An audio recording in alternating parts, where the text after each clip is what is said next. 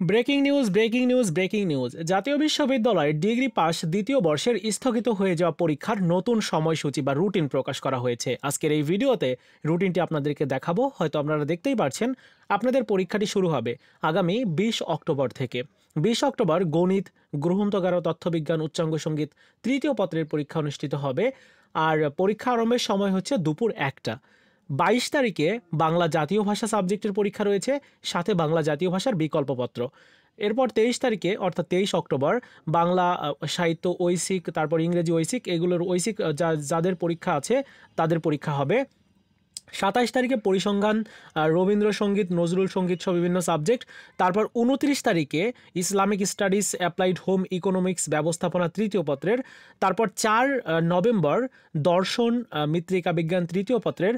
তারপর 10 নভেম্বর সমাজবিজ্ঞান, সমাজকর্ম, পদার্থবিজ্ঞান, মার্কেটিং তৃতীয় পত্র। এরপর 11 নভেম্বর অর্থনীতি পরীক্ষা রয়েছে, প্রাণীবিজ্ঞান চতুর্থ পত্রের পরীক্ষা। এরপর 13 তারিখে পরীক্ষা হবে, 18 তারিখে হবে। তো মোটামুটি এটাই হচ্ছে আপনাদের রুটিনটা, নতুন যে রুটিন দিয়েছে এইটা। তো আপনারা যদি ডাউনলোড করতে চান তাহলে এই ভিডিওর প্রথম কমেন্টসে আমি ডাউনলোড করার লিঙ্কটা দিয়ে রেখেছি, আপনারা একটা ক্লিক করে ডাউনলোড করে নিতে পারেন। এই ছিল আজকের মতো ভিডিও, দেখা হচ্ছে নতুন ভিডিওতে। ভালো থাকুন সবাই, ধন্যবাদ।